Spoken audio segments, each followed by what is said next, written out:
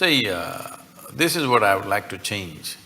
To learn ABC, just 26 alphabets in English language. If you come to Tamil language, 212 alphabets, at least it's complicated. Only 26 alphabets. Tell me, how many years did you spend just learning the alphabet and learning to use it? Your basic education till high school, this is all you're doing, learning to use the language and using the language so that you can understand whatever comes your way, this is all. At least 12 years. 12 years you spent, one solar cycle that's called in yoga. One solar cycle you spent just to learn a language, to communicate with people. But to transform your life, you want a 2-minute mantra.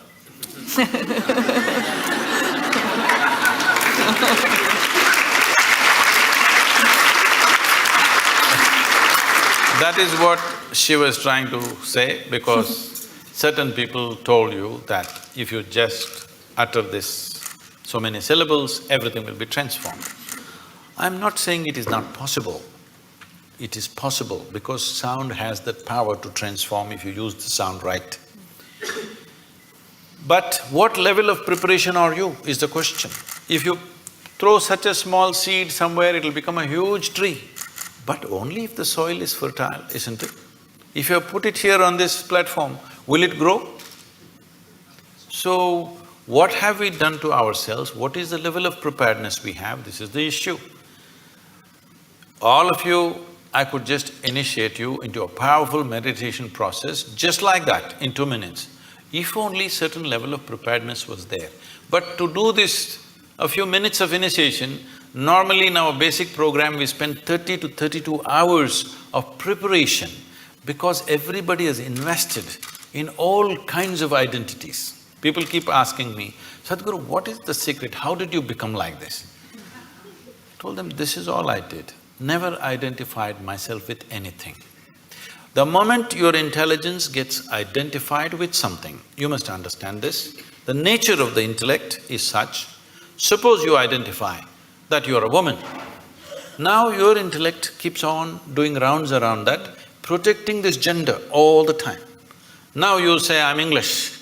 Now it will go only around that, protecting that. Now you'll say, I'm a particular religion. Now it'll go only around that. Whatever is your identity, your intellect will serve only that.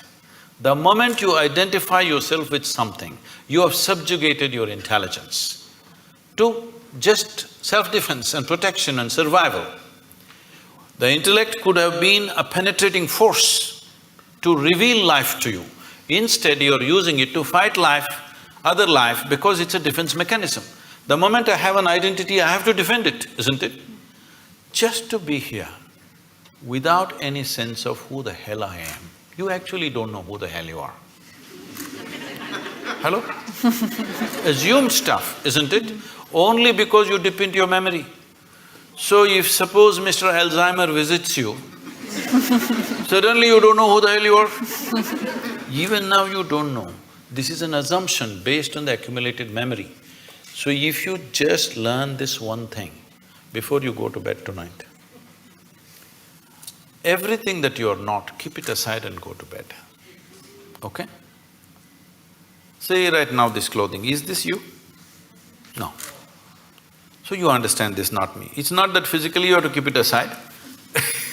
I'm saying, you know this is not me. Is this me? This is not me. Is this body me? This is accumulated, this can't be me, isn't it? It is said, if you live here for about 75 years, you approximately eat, depending upon your diet of course, you approximately eat between 12 to 1400 tons of food. Are you carrying it right now? Hello? Those of you who are middle-aged, are you carrying at least 600 tons? Where is it? What you thought was my body is coming and going all the time, isn't it? It's not even the same body. It's coming and going all the time. So this is not me, if you keep it aside. All the impressions that you have gathered, you also gathered from outside. Keep that aside. Everything that's not you, just keep it aside and go to bed and see if you can just be little conscious till that last moment till you fall asleep. Most people don't know when they fall asleep. Most people, when I say most, I'm being generous with percentages, 99. If you make a little effort, just a little effort, a few days, if you make an effort to stay conscious till you fall asleep, you will see you will wake up like a newborn baby every day. And it's important. Why I'm saying a newborn baby, where Yalda will have this experience in a wonderful way, you will see the baby. What do you think he's trying to do? He's drinking life. You become like that. Why? Because you're just living in the capsule of your memory. You think you already got it. If you got it, you must be dead, isn't it? So people are practicing death in installments. See, if you're really super alive, it's fantastic. If you're dead, it's good. But if I want to torture you, what will I do? I will not kill you. I will make you half alive. That's torture, isn't it? This is what is self-inflicted for most human beings right now. They're keeping themselves half alive and they're wondering why life is such a torture. I just asked a simple question about a year and a half ago when I was in London. I was speaking to a very prominent group of people. I asked, how many people in London city can sit in the evening peacefully even without a glass of wine? They clearly said less than 1%. So to be healthful, you need a chemical. Today 70% of the people are on prescription medication of some sort. To be peaceful, you need chemicals. To be joyful, you need chemicals. To be ecstatic, of course you have ecstasy.